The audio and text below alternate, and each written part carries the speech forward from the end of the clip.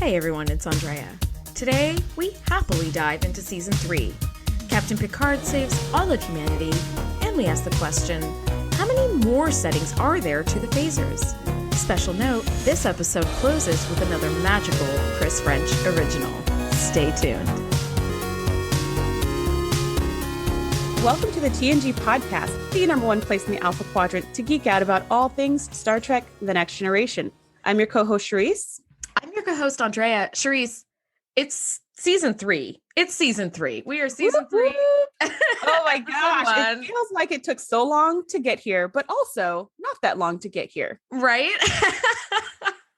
Well, this season has been regarded by many to be the best season of Star Trek: The Next Generation, although I might beg to differ with them on that. Although I would say it is a really, really fantastic season. Today, we're talking about Season 3, Episode 1, Evolution. This episode was written by Michael Piller and directed by Weinrich Kolb. It is stardate 43125.8. A science experiment of Wesley's goes awry when he accidentally releases intelligent microorganisms called nanites into the ship's computer systems. This accident jeopardizes the success of an important scientific mission under the auspices of Dr. Paul Stubbs, an obsessed scientist who will stop at nothing to proceed with his career-saving experiment. He does end up feeling a little bit like, I'll stop at nothing at the end. Yeah, totally. Do you have any initial thoughts on this episode, Shereese? Yes. My first thought is Season 3. Woo! Yes. I know it's going to be just uphill from here. And I could see why people would think this is the best season because it's being compared to seasons 1 and 2. Mm-hmm. But as we keep going, oh man, it gets so much better. So this episode, I really liked. I loved the idea of the nanites. I just think that's such a cool type of technology. Yeah. And that they were like medical nanites is just freaking brilliant. I thought it was really interesting that for once Wesley's science project does not save the day. Yes. I thought that was an interesting little twist. I like this episode. How about you? I did like this episode. My initial thought was not another computer virus because it feels like such a standard trope of Star Trek. But I will say this, the original series only lasted 2 seasons. So we really are going into uncharted territory. There's nothing to copy now, right? Yeah, absolutely. Absolutely. This is not only, and the pressure is on because not only do you have to have a full Season 3, but it needs to be successful enough to be picked up for Season 4. So you can really say okay, now we're actually being successful. But yeah, I thought that this was a fun episode. It's great to see my woman crush, Dr. Crusher, back at it. Didn't love her hair in this one. I think they were trying to figure out what they were doing with her, but it was lovely to see her back. Shall we dive right in? Yes, let's do it. So in the beginning, I like this part. I was just so freaking and geeking out about this. In the beginning, you see this really cool icy blue neutron star, and it's sucking up space debris from this other really cool fiery red giant star. Mm-hmm. And I was just like, this is gorgeous. And they couldn't stay on it for too long because the ship didn't move at all pretty much during the entire episode. So they had to just kind of get glimpses of these stars and then go back inside of the ship. Otherwise it would have gotten boring. But every time we got one of those little glimpses, I was like, oh, this is so cool. And it's so pretty. And I love this special effect of the swirly space dust. And of course, I did a total deep dive into stars and how they work and what's going on. I sure did. Oh my God. Shereese, wait a second now. Do we have a bell to ring or something? Because I think this is your first deep dive. Hit it, Shereese. I think it's my second. But yeah, out of 45 episodes, we can say it's the first. So this was because I was like, I have to know more about this because stellar phenomenon. Very cool. So a red giant is a dying star, and it's created from the hydrogen that's inside of the star because it's made up of all these different gases being exhausted. So when it's a big red giant, that means it's on its way out. The next step for a red giant is to explode in a fiery supernova. The core of that star, the kind of rocky part that's left, gets compacted by gravity because of that huge explosion. It kind of changes the gravitational field. And the little core has so much gravity that the protons and the electrons inside of the atom kind of crush together and form just neutrons. Get out. Which is why it's called a neutron star. It just like the gravity kind of crushes atoms, which to me is like, oof. That's terrifying. A lot of gravity, guys. That's a lot of gravity. A lot, yes. And the little core is so dense, right? It's so packed and just everything's crushed together in the center that a single teaspoon of a neutron star would weigh 1 billion tons on Earth. That is what I'm talking about.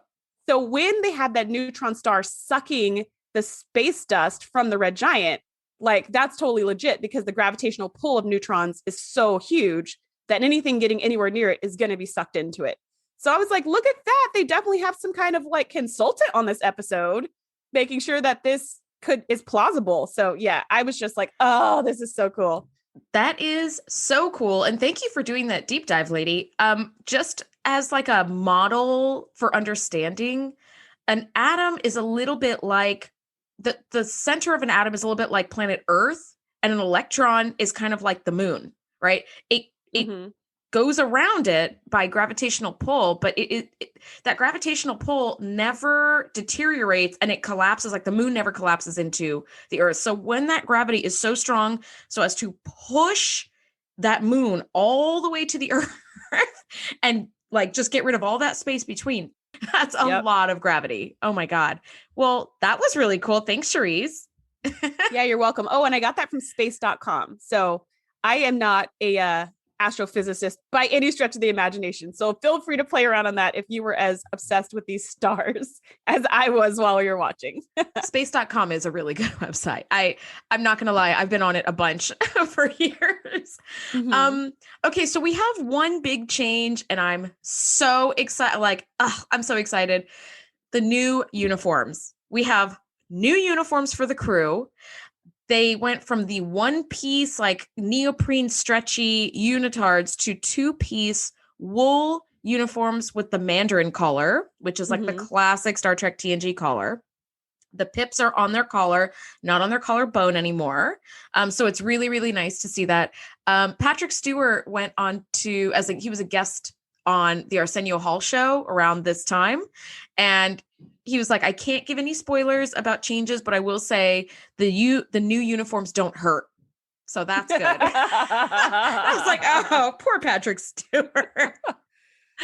Anyway, plus rest of the crew, because I mean, I feel like extras kind of get screwed in this department.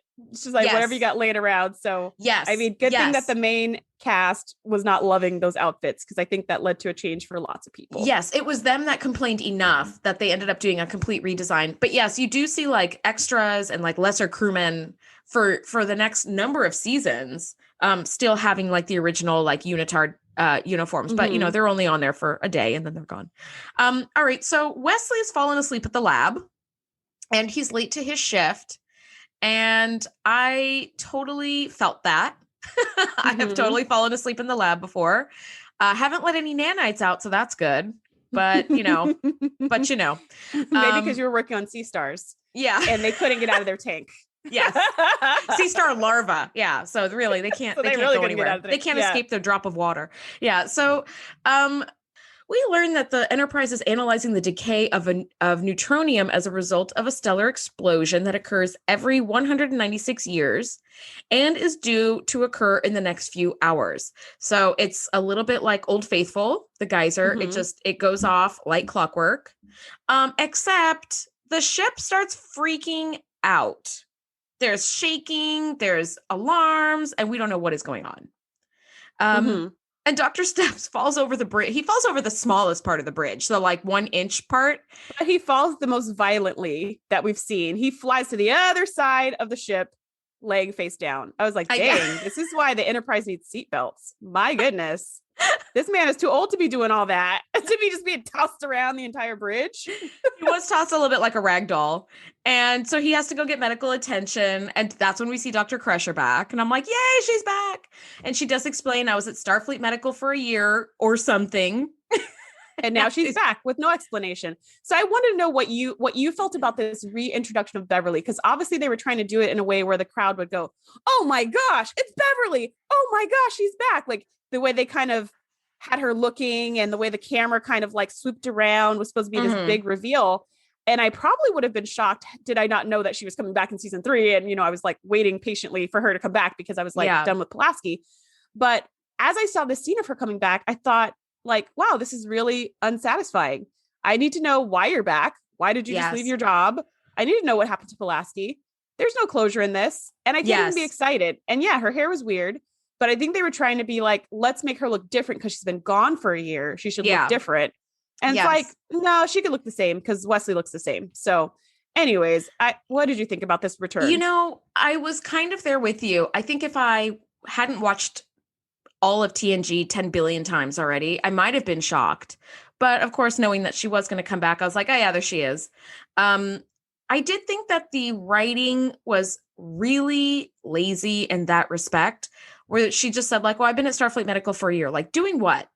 What were you on sabbatical? Like, what was this? Also, poor Dr. Pulaski, just like no ending to her story. They just never mention her again. It's like, why don't they say like, as Dr. Pulaski has taken a commission on aboard another ship closer to her family or something, like it or really was just one fucking line of dialogue would have totally been like, cool. We're not just jettisoning her into space with the garbage, Because listen, Pulaski is not Argyle. Okay. She's not some like popped on the show twice as a chief engineer and you just rotate her out next week.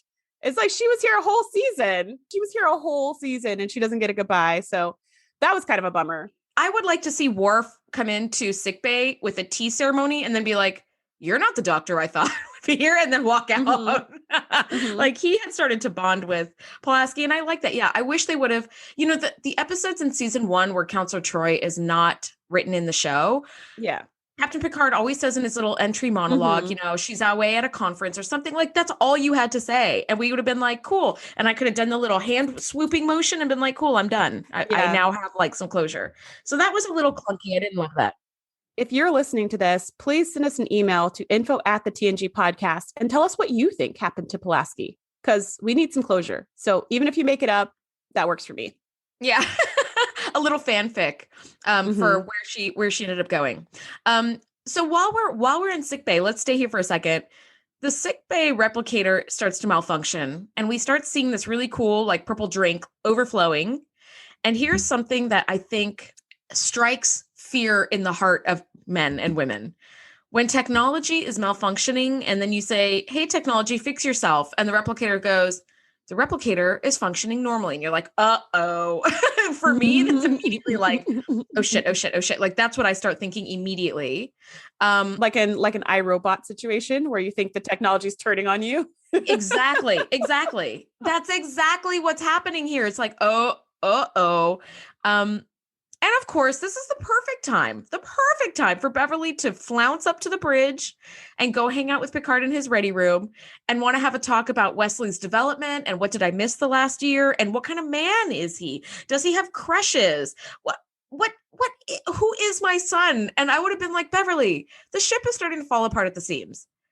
We don't have time to girl. Yeah, we don't have time for this. Although it is good to see Crusher and Picard having their little heart-to-hearts again, because, Pulaski wasn't having any heart-to-hearts with anybody. Right. And that wasn't the relationship they were trying to establish between the two of them, because that would have been very boring to be like, oh, Picard's always in love with the doctor. Right. It just would have been like, really?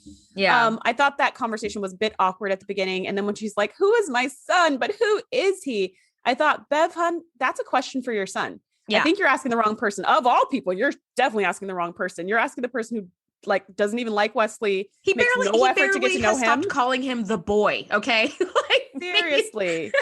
He's not the biggest people person, at least not when it comes to kids. So if you're going to ask anybody, my choice would be to ask Wesley himself. Get to know your son.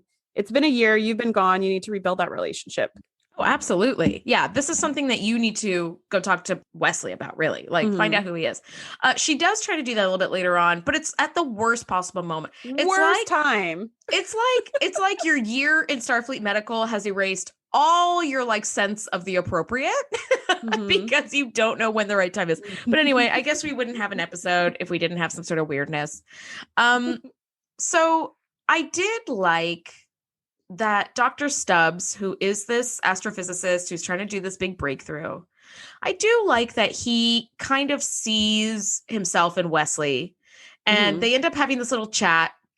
And Dr. Stubbs says, I was a wonderkind, which is a wonder child, child that, shows greatness early in life.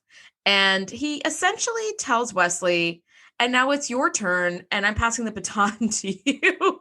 And I'm no pressure. Yeah, no, that's what I put. I said, this puts a lot of pressure on Wesley, even more than he already had. This poor kid lives like he gets up in the morning, puts on his uniform, puts on 50 pounds of pressure on his head, and then goes and does his job. Right. It's like, we don't need saving to add the ship anymore. Left and right. Right. Just like, left and right. He's sick. He's 16 years old. Like, can he just like take a nap? Nope. Because you're on duty, buddy. It's like, sheesh. He's only 16. Yeah. You know what? My first job when I was 16, I worked at the sporting goods store, and I just basically had to get people the right size tennis shoes. Okay. Like there was really I wasn't saving the ship. I wasn't running meetings. I wasn't doing inventory. I wasn't like nothing. It was just like, what size do you need? I worked at a preschool. And I just like taught kids. So I didn't save any lives, but I did sometimes have to clean up gross things. So that was my 16-year-old experience. So Wesley's doing amazing things, but basically Stubbs can see himself in Wesley because Wesley's so bright and has such a bright future. And I do also like the little like bond that happened between them. He's got kind of a mentor, like he can see what his life could possibly become. And hopefully he saw that that's not what he wants, because poor Stubbs, he has pinned his entire personality, all of his self-worth, everything about himself on the success of this one single experiment. Which I'm like, what scientist does that? You have to have like, comparable data, and it has to be reproducible and all this stuff. So like, you definitely should not pin all your hopes on one experiment, because at the very least, you're going to have to do it multiple times. And in this case, of course, he can't, because it's a 196-year delay. But I was just like, man, he's already like in a troubled spot from the beginning, that if this doesn't go right, his life is worthless and he'd rather die. It's like, oh gosh. I mean, I got out of science. My thought right off the bat is he's got this egg that he's built that looks really, really cool. Since you can't do replicable different test runs because this thing explodes every 196 years, I would say build like 10 eggs and launch them. At least you have 10 different data sets that you can, because if one malfunctions or fries or something, then you got bupkis, you've got nothing. So, but yes, I totally understand. He has pinned everything he has on this teeny little ledge of a precipice, and it is hanging so precariously. And if things don't go exactly right, he will see himself as like worthless. Yeah, absolutely. Which couldn't be further from the truth. But this is, unfortunately, this is how sometimes like scientists are written, as like heartless, soulless. We have to have this work. Otherwise, like all our life's work is over. And I think that even like in the terraforming episode, Home Soil, that one doctor was like, oh, a couple of people have died because of laser drill accidents, but we have to keep pushing forward because this is my life's work. And I kind of wish that scientists were written more as they really are, just as like human beings. It's like, yeah, I have experiments that I need to run, but like, I'm not going to go around willy-nilly discarding people's lives just to get my work published. Like I don't know anybody like that. Do you? I do think scientists do get very passionate about their work, and they can get like obsessive, and they can get stuck where they won't listen to anyone else's ideas or theories because they're so committed to the thing that they've discovered and their papers and their point of view. So I definitely think there is a grain of truth in this stubborn obsession with your work. But yeah, I've not seen like the wanton destruction of life just like on the altar of your career, but I didn't get high enough in science. So maybe that's a thing. Like I never got my PhD, so I don't know. Yeah. Okay. Now we've got some really fun stuff starting to happen. And this is visually so enjoyable to watch because the ship is starting to really break apart. Worf is detecting a Borg vessel. The doors start opening and shutting on their own. The computer is playing chess aloud. The ship is completely shaking. The controls are not responding. Warp engines are down. Impulse engines are down. Like you are dead in the water. The shields are down. I mean, absolutely everything that can be down is down, except like just the most basic life support. And I thought this is one of those moments where between the sound design, the visual effects, the set design and like execution, the team on Star Trek TNG has made the bridge go from feeling like this comfortable, steady, reliable, almost like a heartbeat, to suddenly everything is breaking apart. And then the bridge to me looked terrifying. Lights are flashing off and on. You're in half darkness all the time. You don't know what the fuck is going on. You don't know which way's up or down. The computer's talking to you playing chess. It's like, what is that? Like suddenly your sense of security is like zero. And I thought that was such an interesting storytelling. Yeah, it's like I agree. It's like a really bad earthquake. Andrea and I both live in Los Angeles. And so we get earthquakes from time to time. We had a little one just like 2 days ago, but it's like a really bad earthquake where you're just like, wait, the earth is the one thing that's not supposed to move. Yes. And then when it does, it just messes with your brain because you're like, well, now nothing's safe. And now what do I do when actually like the ground I'm standing on is not solid enough to support me? The house I'm in is not safe enough and I can't actually walk anywhere because the ground is moving. So I can't. Yeah, it's just like that, like an earthquake in space where you're like, oh crap, like what do you do in this situation? And you can't really go anywhere or do anything because the ship you're depending on is not working. Here's the part that gets me is as they're doing all this, having all these shutdowns, it kind of stops all of a sudden. And Geordi says, I need to get back to engineering, kind of figure out what's wrong. And Picard's like, yeah, take Worf with you. And my first thought and only thought, which I always have in these situations, is don't take the turbo lift. No.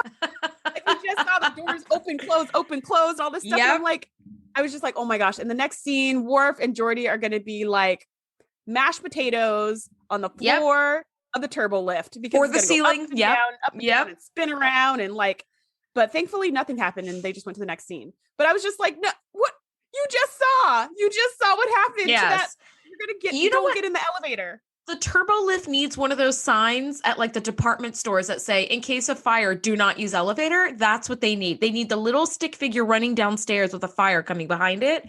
As all department stores have, do not use the elevator. Don't have little people crawling through the Jeffries tubes instead of like, let's just take the turbo lift. Like 2 seconds ago, that thing was doing who knows what. Which, by the way, is there any Jeffries tube entrance point at the bridge? I feel like the bridge is the one place you would have to have a Jeffries tube terminal point, because if you can't get onto the bridge, like what do you?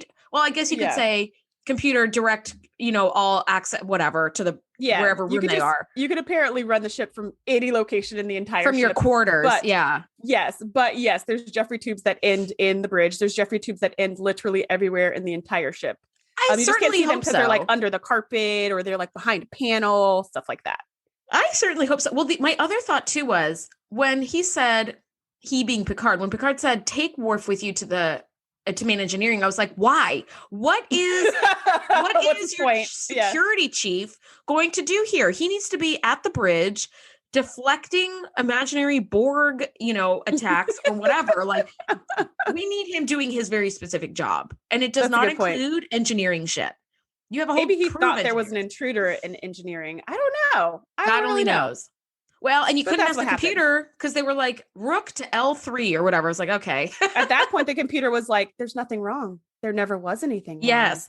I don't know what you're talking about, Picard. Okay. At this point, he's so creepy. At this point, we still don't know why all of this is happening aboard the Enterprise. Is it the proximity to the dying star? Is it something else? Like we still don't know. It's only when Wesley is helping Geordi in engineering that he realizes like, oh, this sounds a lot like the experiment that I was doing and fell asleep doing. And the lid of my little container was open and something might've gotten out and now is causing mayhem. And I love that the perfect person to get all of this information out of Wesley is Guinan. Yay, we get Guinan back. I know, we do get Guinan. He's crawling around in 10 forward behind the bar. It's clearly late night because there's nobody there. And the ship is at red alert, so everyone's supposed to be in their quarters. Oh, okay. Because he was chit-chatting with Stubbs, right, back in the shuttle bay. Oh, and then it went to red alert, and he goes, red alert, get to your quarters immediately. Like, so I was like, oh, look at him giving orders. Okay, all right. But yeah, so everybody was supposed to be in quarters.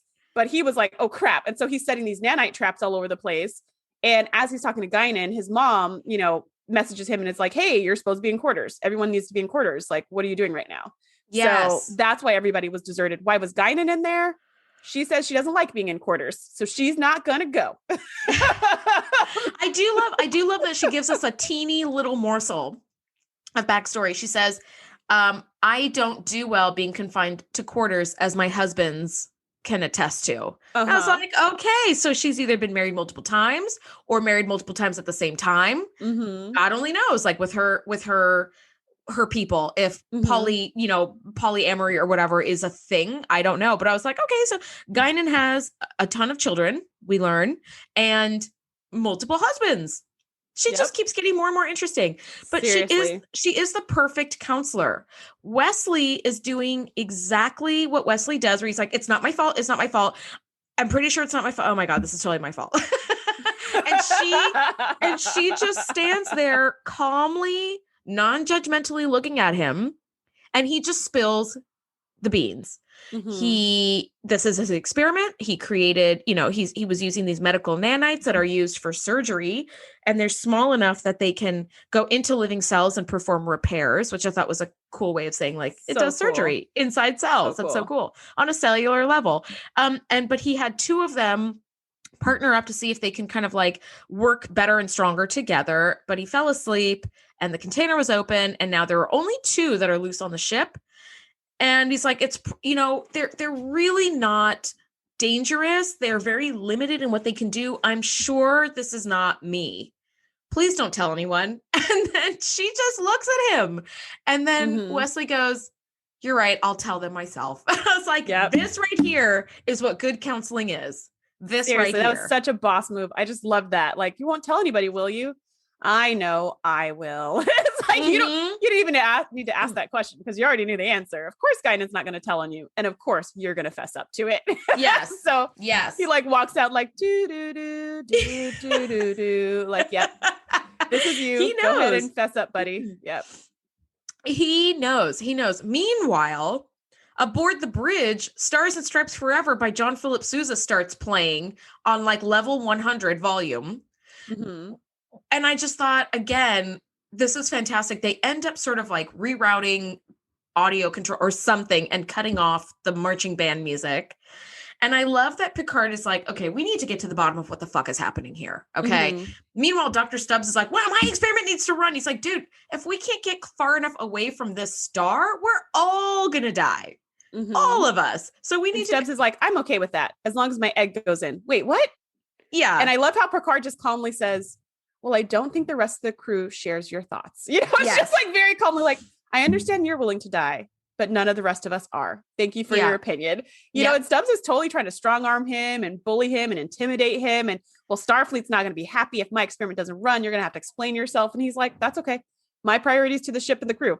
And he's just like, you're just trying to play it safe. And it's like every angle that he's trying to manipulate Picard utterly fails because Picard is not the man to be manipulated. Like, he's just completely.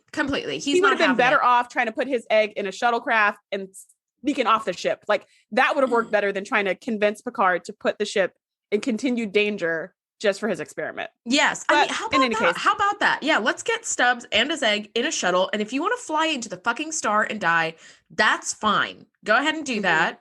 I mean, it's not that great because then you lose a shuttle, but whatever, man. Like you choose to do whatever you want. I know I'm a little cold and calculating about that stuff, but if you want to blow yourself up, go ahead. I don't care. Go do that. The rest of us need to get away because there's 1,000 people on this ship and we need to get out of here and figure out what the hell's going on with the computer. So again, the bridge is looking very scary. And they basically tell Dr. Stubbs, like, look, we are not having you run your experiment until we can get control of the ship. There is just no way. So I'm sorry, but no. So Dr. Stubbs goes into the shuttle bay and he's looking at the egg and he's talking about like his legacy and at the cost of what, it's like, he's just really sad. And then here is an area that I was like, Wesley's with him and Dr. Stubbs starts launching into this like incredibly clumsy metaphor about baseball and how he sees all the great players in his mind and how he can like blast one out of the park by looking at the star. I was like, dude, you are really like, do you need a minute alone to just flesh this out? Like, it just felt so shoehorned and jammed in there. I was like, I'm not feeling whatever it is that you're doing. I don't know. Did you have any thoughts on that? I was getting a little bit of a Sherlock Holmes vibe because Sherlock Holmes has this thing he calls the Mind Palace, where he like stores information and reviews things. 100%. And I thought it sounds like he's describing a mind palace, which to me, or at least the way it's framed in the Sherlock Holmes adventures, is that it's like the sign of great genius. Like very few people in the world can create this mind palace situation. So that's kind of what I got from it. Is I was like, oh, he's doing a mind palace. So he's like a super duper genius. Although I don't know why we're talking about it now or what it has to do with anything, but he's just in revelry because his whole life's work is like, it's right at his fingertips and he can't touch it. So he's just kind of like going off the deep end. That's kind of what I felt. Yes. Yeah. You know what? I could see that. I could see that. He probably is just trying to ground himself in something that gives him, I don't know, some sort of comfort. But God, if I were Wesley, I'd be like, I think you need a minute alone. And I still have to go figure out if these are my nanites that are doing this. So exactly. I still need to see if this is all my fault. So he does that. And Wesley goes back to the science lab and he's looking in this really cool microscope. It's basically a microscope from the 50s. Like that's what microscopes have looked like forever. Yes. But they added this kind of like crystal to the end of it that made it look a little more futury. And I really liked that. Yes. And the stage of the microphone, the stage of the microscope, it like is a LED panel that lights up blue. I was like, thank you. Thank you. Wonderful set creation and prop work. Like, this is so cool. And it doesn't have an eyepiece. So there must be some sort of display. Yeah. The nerdy scientist in me was like, what kind of microscope is that? But then we have what could possibly be the worst time for Beverly to come in and do the let's get to know each other again chat. Like, Beverly, no, Beverly, this is not a thing that we're going to do. And I think that there's this actually really nice like perspective duality in this scene, because in Wesley's perspective, he's like, I'm trying to fix this fuck up before anybody knows that it's my fault. And like, of course, save the ship too. But like, he's trying to save his own skin. So he's trying to work frantically against the clock because he knows these nanites are just absolutely wrecking the ship. And it's getting faster and faster and faster, right? They're getting better at it. And then at the same time, Beverly is like, hey, son, you seem really frazzled. Are you okay? Let's chat. And he's like, listen, I don't have time for this. Okay. I'm trying to fix like whatever's going wrong with the ship. And to Beverly's credit, she's like, did somebody order you to do that? Like, she doesn't know all the facts, right? She doesn't know what he's trying to do. And of course he's being very secretive about it. So I felt for Beverly, but I also felt for Wesley, that's like, dude, this is not the time. Just leave me alone. Like, I need to fix this. Right. Which is kind of like what he's trying to say nicely is like, I hear you. It's not the time. He's trying to say that nicely, but he's 16 and doesn't know how to articulate that. So he's just like, it's fine. It's fine, mom. That's pretty much what 16-year-olds say. When they don't know how to articulate something like, I hear you. I understand. It's not the time. Let's have this conversation later. He doesn't know how to say that. So he's just, it's fine. It's all fine. Everything's fine. And she keeps pushing and keeps pushing because she's worried that he's squandering all of his like youth and joy and fun and life to be working so hard all the time. And she just wants him to be a normal kid, although he's a boy genius, so he'll never be normal, but she just wants him to be as normal-ish as he can be. And so she's trying to be like caring, concerned mom. And he's like, it's not the time. Like, I'm trying to save the ship yet again. Yes. And then he just kind of blows up on her. He does. I feel like maybe Beverly should have taken some notes from Guinan. Guinan could be like, let me tell you exactly the kind of stare to give Wesley for him to just open up. Because the more she tries, and I don't know about you, but I could definitely relate to Beverly, where I have tried, I see someone struggling and I try to talk to them and they just, don't want to hear it. Maybe it's not the right time. Maybe I'm not going about it the right way. And I'm like, this is all I've got. I'm just trying to help you as best I can, and sometimes it just makes things worse, so in that moment, I was like, Beverly, no, like leave. This is not a good time. But she doesn't know all the stuff that Wesley knows. She's just trying to connect with her son and be like, you look really frazzled. Can I take you for like some ice cream or something? And he's like, ice cream's the last thing I need, right? Like he's just really, it's really not good. So he does actually open up to her because the next thing we see, Beverly is discussing what's going on the ship with the senior crew. In the observation lounge. Yes, these are nanites. They're reproducing, they're evolving, and they're basically eating the ship as it goes. Like it's using it as fuel in a way. And they're demonstrating a collective intelligence. So you can't just wipe them out. Like we have what looks like a new life form here. They're mechanical, but they're replicating and they're evolving. So as every single generation that happens every number of seconds, they just get better and better and faster. So which is bananas that they're reproducing so quickly because they don't have the limitations that organic life has.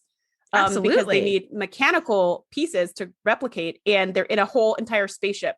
So they've got unlimited mechanical pieces and they've got literal replicators that they can hijack to make even more. So they're evolving like, every few seconds, there's just more and more generations. And again, I am just like, hats off to Star Trek for coming up with like inorganic life that totally makes sense to me. Yeah. I mean, you and I have talked about this before, and I forget it was online or offline, but we talked about how aliens, for the sake of the show, usually look humanoid because they're played by human actors. So they have to like walk on two legs and have two arms. But in real life, if there were such things as aliens, the chances that they would look humanoid is very, very small. They could look like a dust cloud or a giant crystalline entity or who the heck knows what. Yes. And so I love the fact that we've got this life form that are nanites. They are not made of anything organic, but they definitely have a sentience that we're seeing, which is so cool. It's just so cool. Oh, absolutely. I think this is very, very, very cool.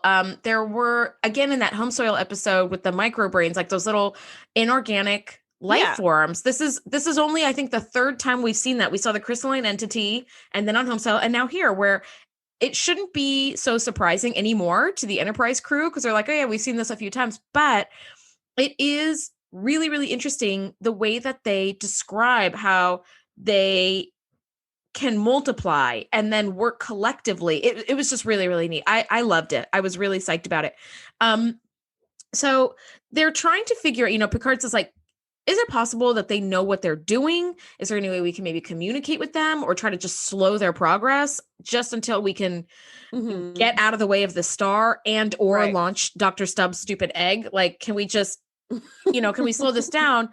And Dr. Stubbs, I don't know why they have him involved in all the high level security meetings because you're just a guest scientist. Like, yes, Starfleet sent you. He's representing Starfleet and this is his experiment. And there's no way you're going to keep him out of that room. Let's be real. I guess not. Well, with his personality too, I guess not. So he comes into this room and hits a computer panel with a phaser and kills a bunch of nanites because he just blasts this panel with the phaser. And I thought, did you think this through? You can't be blasting parts of your ship with phasers and then expecting the ship to run normally to get out of the way of the star. I was like, you clearly did not think this through. Thing. Here's what he did was as they were talking in the observation lounge, he was like, they're just like mosquitoes, just kill them and move on. And they're like, no, these are life forms like mosquitoes. And like, we need to kind of deal with that. And so he's kind of talking as they go into this computer access room, which, oh my gosh, this room looks so cool. Like, I don't know if we ever see this room again, but we go into the computer access room, which such a looks cool so room. Dope. So cool. And then he's saying like, hey guys, have you thought about using gamma radiation? So there's yet another setting for the phaser. So this isn't like the blasty, fiery, burn it, break it type of phaser. This is just like a giant X-ray. So he's like, what if you just blast it with like gamma radiation? And they were like, well, that would kill them all. And he's like, exactly. Pew! So he's just trying to irradiate all of the nanites without destroying the ship so that he could launch his stupid egg. But of course, he doesn't get rid of all the nanites because they're not all in this computer access room. They're all over the effing ship. Like that's the whole point is they're evolving and growing and multiplying. We don't know where they are. So instead of killing them all so that way he can do his thing, he just pisses them off. And commits genocide. Like with not even blinking about it. So, oh my gosh. Right. Well, in retaliation, the nanites just start destroying life support systems and releasing toxic gas into the bridge and into the rest of the ship. And they're really starting to fight back. And so Dr. Stubbs is confined to quarters, which makes sense. Why not just put him in the brig? I mean, anyway. Yeah. And he, it's, and I he think has, it's because of his position, but yeah, he should have been in the brig. Yeah, probably. He just killed a bunch of stuff. Come on. He just killed like millions of life forms, but there are trillions more which are going to come for you. So he has this meeting with Troy, and Troy comes to try to talk to him and be like, I can sense that, you know, you're really, really tied up into this experiment. And you've put all your self-worth. And honestly, I kind of felt Dr. Stubbs' side on this, where he's like, can you just get your fucking beam out of my brain? Like, I don't need you to analyze whatever it is that I'm feeling. You know, I think that Troy so far hasn't quite landed on when the right time to say what she knows is, if that makes sense. I think it would have made much more sense for her to tell Picard, like, he's really on a knife's edge psychologically right now. His whole world is falling apart. We can't count on him to make good choices. But she says that to Dr. Stubbs, and he's like, and it's like, girl, you just wasted a lot of time. Like, you just wasted your time. But you know, so she leaves, and Dr. Stubbs is like in his mind palace doing his little baseball thing, and the nanites shock the shit out of him. And they don't kill him, which I thought that was nice of you. It was very nice, because that would have been justified, because they know, because they're intelligent, and now they've evolved and told their children the story of the gamma radiation back in the computer access room, that it was just this one dude, and that everybody else was like, no, stop, don't do that. So like, if you're going to remove life support, just this one guy would be sufficient. So yeah, it's very nice that they just shocked him and didn't actually kill him, which they easily could have done. It was like a wake up call. I don't know what they were trying to do. I guess. Yeah. And his reaction was just like, they're trying to kill me. So now all of a sudden they're sentient. They weren't sentient when you went to kill them, but now that they're taking revenge, but now they are. Now they're sentient and they're after you. Okay. Yes. So we do have this really cool scene next where the crew is preparing to eliminate the nanites. They're like, we're going to just hit them with the low dose gamma radiation is going to slow them down. It's going to, we're going to have to kind of eliminate them now, because now they're like posing a threat to people. And at the very last second, Data is able to establish communication via binary code. And I thought this was really, really neat in this like 10-second timeline. The binary code at first is very slow and like clunky. And then it gets faster and faster. And he's like, as every generation continues to evolve, they are now getting better and better at grasping communication. So in that 10-second scene, the nanites have gone through thousands of generations already or whatever. And at the beginning, it was like 0, 1, 1. And then it was like, suddenly. So that evolution in real time was so cool. I was like, oh my God, because, evolution takes lifetimes and lifetimes and lifetimes. This was really, really cool. And again, it's so great that they have Data on the ship. The only person who could do any of this and communicate with the nanites. And, absolutely. And I love how, so Picard summons Stubbs to the bridge and is just like, all right, like, the person who hurt you is here, Data let them know. And Stubbs is just like, now I really think, and Picard just cuts him off like, listen, you will apologize and you will make this right. And you will do it now. Do you understand? And he's just like, yes, sir. It's just like, it's like, this is not the time for your bravado right now. You're going to make this right before our ship falls apart. If Captain Picard spoke to me like that, I would have the same response to him. Like, okay, sorry. Yeah, dang. I'm sorry. So yeah, totally. I loved it. I was just like, that's right. Somebody put this man in his place, because he's just putting you guys in such a dangerous situation. He's thinking he's forcing your hand. Yeah. And he's thinking he's forcing your hand where you have to destroy the nanites so that way he can get his way. But like, no, instead the nanites could destroy all of you just for hit. Like, it's just so crazy. So then Data offers himself up to say, if you needed somebody to communicate as a go-between, I will happily do it, instead of me saying what you said and typing it in, and then they say something and I say it out loud. I can just be the conduit. And then Worf points out very brilliantly that, hey, if the nanites take over Data, that would be a huge security risk. And I agree. Yeah. But they're just like, it's faster. Let's do it. So yeah, I was like, uh-oh. Yeah, because then you could have millions and billions of nanites running around the ship causing mayhem, and then a central nanite in Data. Yeah, who could he destroy becomes the the ship central nanite. one-handed. Yeah, exactly. I was like, oh, dang. But okay, we do go back to that computer access room, which is so cool. Oh, it's so cool. That set So cool. decorating was so beautiful and just stunning, stunning, stunning.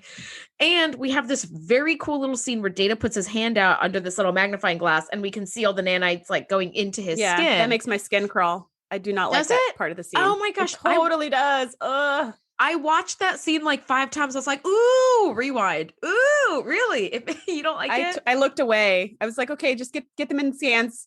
It was just, it's that my fear of holes thing, I guess. But anyways, I don't know. It was creepy. But I thought to myself, shouldn't they strap Data down? Like, and I get that he's Data and there's literally no strap in the entire Enterprise that could actually hold him down. But I just maybe in the brig with a force field or something. That's what I thought. I was like, maybe a force field around him, like a seatbelt or a force field or something to be like, hey, just in case the nanites are super pissed and they're now in the strongest AI we have in Starfleet, let's do a little bit of safety. Like, Worf had a good point. Let's put a force field around him or something. But they didn't. They just were like, go for it. And so the nanites went to his finger and then Data stands up and is walking around with the nanites talking through him. And I was just like, oh man. And he starts to approach Stubbs and he's like, we know who you are. I was like, oh my gosh, he's going to choke him out. Like, what's going to happen? He wouldn't even waste time with that. He would backhand him and make his head blow completely off his body. I mean, it would just touch off like a champagne like cork. Electricity. Yeah. Yes. Well, I thought that Brent Spiner does an incredible job as like a nanite representative, like totally, because you would think, okay, you're one intelligent mechanical life form. That's who he plays as Data. And so if you were to play another like mechanical intelligence, you would kind of play it the same, but he totally makes it a very different performance, which I loved that as an actor, he really brought like there was a marked difference. You could tell when it was nanite Data or when it was just regular Data. And I thought that was so cool. And the nanites are, as mechanical beings ought to be, perhaps just very black and white about things. Like, they have no ill will. Their intention is just to survive and exist. And they're like, okay. And explore. He says, we are explorers. Dr. Stubbs apologizes to the nanites, who immediately know who he is. And I love that Picard says, okay, look, this conflict was started because of mistakes on both sides. Let's agree to just end it now. And I was like, oh my gosh, this is okay. We've all read. We love him, right? Well, this is why we love him. But, this is the start to all those stories where the AI rises up and takes over the planet. And we all know how those stories end. And Captain Picard was there at the beginning and nipped it in the bud and saved humanity. Just saved them. Because if it wouldn't have been for his diplomacy, the nanites would have just ripped the ship apart and just moved on to like whatever else and could have taken over another ship. Or just like killed everybody on the ship and kept the ship. Yep. And we all know how this story goes. And he saved us all. So thank you, Captain Picard. Like, this is where he shines as a diplomat. The nanites, they agree to leave the ship and they're relocated to like a barren planet or star or whatever. And the nanites, thank you, nanites, even helped Dr. Stubbs get his stupid egg experiment ready so he can measure the exploding neutron star. And so it basically ends up with all's well that ends well. Yeah. And so the nanites end up getting their entire planet. Stubbs, in return for the nanites helping Stubbs do his egg, Stubbs uses his contacts to get an entire planet for the nanites, which I guess is fine, because if it's not habitable, like if organic life can't live on that planet, that's a perfect place for inorganic life to live. Yeah. And the nanites said that they outgrew the need for the ship or the need for any assistance from any human. They're good to go. So they got a whole planet to themselves. And I just thought to myself, what if the Borg found these nanites? That would be bad news bears. Crap. But we never explored that. So yay. I don't know. Probably a good thing, because I can't see any conceivable way that we can make it out alive. Yeah, I actually don't see any way that I don't see how the Borg could assimilate the nanites, but I do see how the nanites could assimilate the Borg. I don't know, because they're little, right? So the Borg can't like use their little tubules to do anything to them. But anyways, super fascinating. So somewhere in the galaxy, there's a planet full of nanites that are evolving by the second, and who knows what they end up being. So that's kind of neat. I feel like they would be the most technologically advanced civilization in a matter of like months, minutes or years. Oh yeah. Yeah. Mm-hmm. Yeah. I mean, months maybe as a stretch, but minutes and hours. They can build everything they need. They can have the most advanced technology because they're machines. They don't. Yeah. Mm-hmm. No, that would be super cool. So all's well that ends well. You know, the exploding neutron star went off as scheduled. Dr. Stubbs got all this information. And then we have this little end scene to kind of wrap up the episode. And it was kind of cute. Dr. Crusher's in 10 forward and talking to Guinan. And then she sees Wesley come in on a date. And I thought that was really cute. And she's like, this is Super cute. Yeah. Yeah. And he's like, not only is he on a date, but they're like meeting up with like other friends. So it's like, okay, you've got like a little bunch of kids that are like your age. This is good. And of course she becomes a mom immediately. And she's like, tell me everything you know about this girl. It's just kind of cute. Yep. And what does Guinan do? Look at her pleasantly. That's it. That's all. Typical she's Guinan. Amazing at. Yeah, she's amazing at. So that's where the episode wraps. And I thought it wrapped in a really, really cute place. Mm-hmm. You know, we did have that B plot that, you know, Wesley was like feeling a lot of pressure, and it seems like okay, he's not on a date, although he's on a date, I noticed, in his uniform. But you didn't change out of your uniform to go on a date. If they don't change out of their uniform to go to the holodeck, they're not going to change out of their uniform to go to a date. I guess he takes his commission very seriously. I guess so. Shereese, as we wrap up, do you have any final thoughts on this episode? I really like this episode, and I am just so excited and relieved to be in season 3. So I thought this was a really good one to kick it off. Oh my God, absolutely. I couldn't agree more. I love that we're in season 3. There are so many good episodes to look forward to in this season. My final thought for this episode is humanity rests almost exclusively on hubris.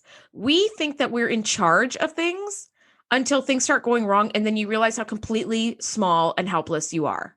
You know, without the ship, you are nothing. I remember learning that lesson as a teenager, going surfing all the time. And I was like, I got this, until a ginormous wave almost drowned me. And I was like, oh my gosh, I'm like not even an ant in this ocean. You start realizing really how small you are. And I thought that this episode really nicely encapsulated that idea. And luckily they were able to get things back under control. But yeah, that feeling of control is humanity's, I think, like one of our greatest weaknesses. We can't imagine a situation where we are not in control or things are not going safely for us. So I thought this explain that in a really nice way. Next week, we are talking season 3, episode 2, The Ensigns of Command, which is a really good one. Thank you so much, everybody, for hanging with us. Shereese, I say it every week. I love hanging with you and talking Star Trek. It's so much fun. Yeah, I love the level of geekiness we're able to take it to. I just think it's so satisfying. Totally. So thanks for listening, everybody. And we look forward to seeing you next week. So bye. Bye, everyone.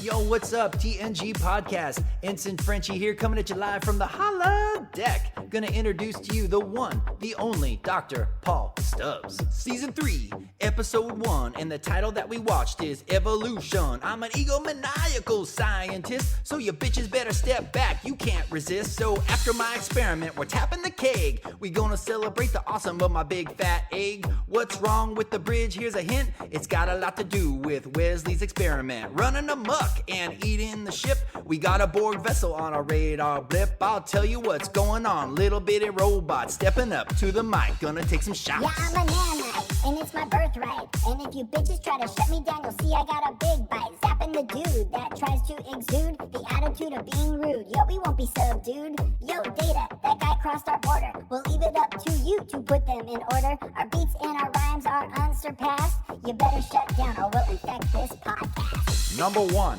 what's that music? Now I'm feeling patriotic. Things could be worse, I could be a Borg. That will never happen, I'll put them in the morgue. Sir, the computer is playing chess. I recommend we airlock Wesley for making this mess. Oh, and counselor, there is no need to grin. You have just been replaced by motherfucking Guinan. I'm a nanite, causing trouble. I'm a nanite, becoming double. That's right. I'm a nanite, you better believe it. Me? I'm a nanite, I won't take your shit, take your shit.